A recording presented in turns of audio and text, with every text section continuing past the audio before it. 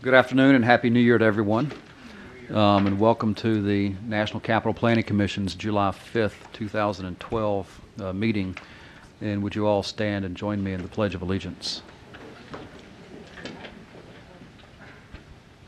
I pledge allegiance to the flag of the United States of America and to the republic for which it stands, one nation, under God, indivisible, with liberty and justice for all.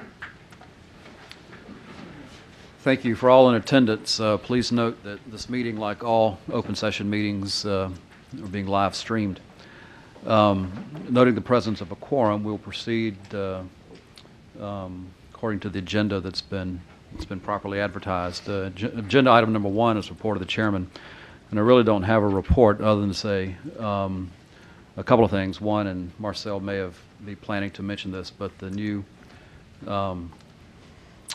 annual report of the commission is out, and Julia Coster and her team have done a bang-up job, Office of Public Information, Public Affairs, in putting this together. Mr. Costa may likely say more about it. And you'll also note the EDRs are, owing to the commission's encouragement some time ago that we increasingly positively evolve our EDRs. You're seeing a little bit different format, especially on the front page, which I think should be increasingly helpful to you as you orient your reading and as to what the issues are and what the past actions have been taken and what the requested actions are. So that's very good, and it's evolving. And so thank you for your suggestions in that regard.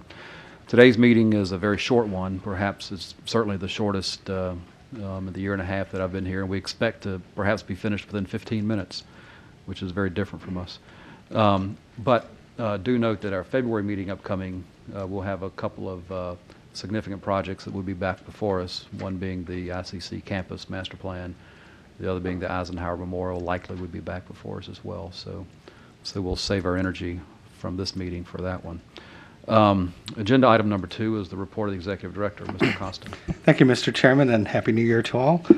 First, as the Chairman mentioned, the annual report is out. I'd also like to thank the entire staff of the Office of Public Affairs for producing this wonderful document. The project officer was Will Herbig, as well as Paul Judd, who was the graphic designer. In addition, you'll find our first update on our capital space program. This is a progress report of an initiative that we started with the District of Columbia, the National Park Service, a few years ago. This outlines a number of initiatives and projects that were completed or have been undertaken between 2010 and 2011. This also reinforces the value of collaboration, and also it talks a lot about the planning, physical improvements, and partnerships that it takes to create parks and open space in the city. Many thanks to our project officer with this, A.B. Tars, and Paul Judd for their work on this, as well as our partners from the Park Service, the Office of Planning, the District's Department of Parks and Recreation, and DDOT. There are 2 upcoming events I'd like to call your attention to.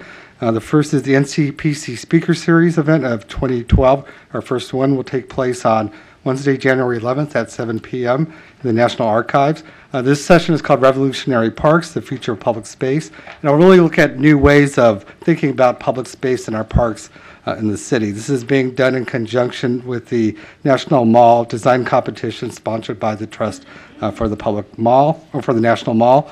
The panelists include John Bella, founder and principal of Rebar, Theaster Gates, artist and cultural planner, Tupper Thomas, the former Prospect Park administrator in New York City, and Jason Schubach, the director of design at the National Endowment of the Arts. And this should be a terrific event.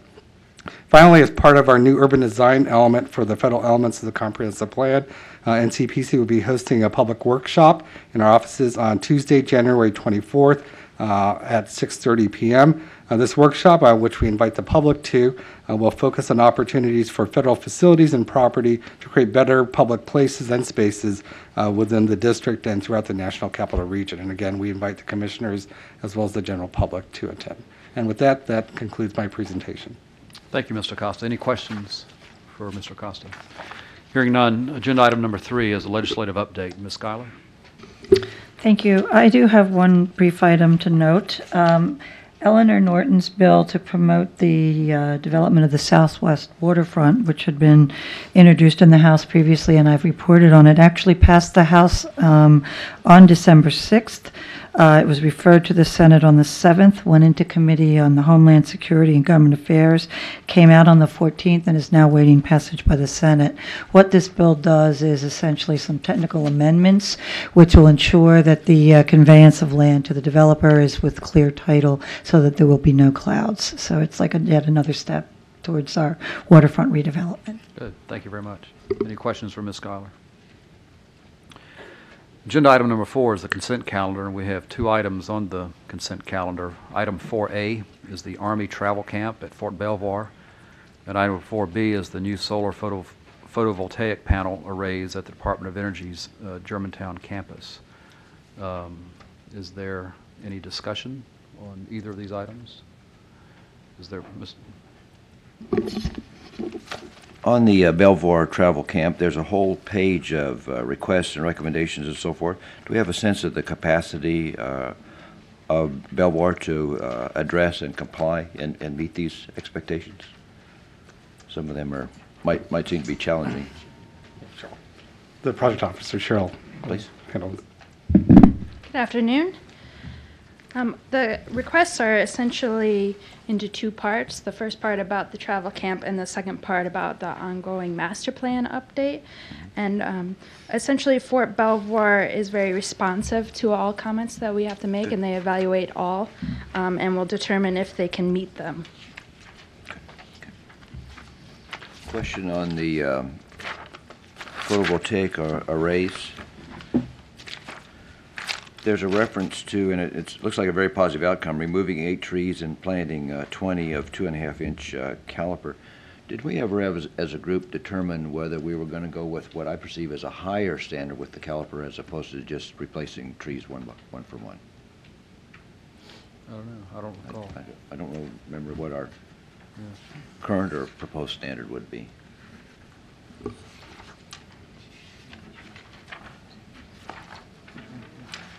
In our current standards, really no net loss. So I don't think the commission's had a larger discussion about going above and beyond that. Okay. And let the record state that we found a facility with an older master plan than Fort Belvoir's. Yes. By a couple of decades. Or Just 40 wanted years. to throw that in. 350. I can assure you a number of us did note that. So. Yes. I appreciate the staff making a note of it. This looks like a very worthwhile and commendable project. 350,000 watts of electricity. That's great. Do we have a sense of, is that a significant percentage of the total requirement on that campus? Is it a small number? Is this would this be characterized as a demonstration project, or I'm trying to get a sense of the scope? I do not know, what percentage of the electrical requirements on campus that 350,000 watts makes up. I do know that the project will install 2 electric vehicle charging stations, which is very positive, but I do not know the proportion of that. All right. That's all. Thank you. Thank you very much. Any additional questions? Hearing none, is there a motion on the consent calendar? It's been moved and seconded. All in favor of the consent calendar, say aye. Aye. Opposed, no. Consent calendar is adopted. That concludes our open session agenda. Are there any other items for the good of the whole? Hearing none, thank you for your very hard work today. We are adjourned.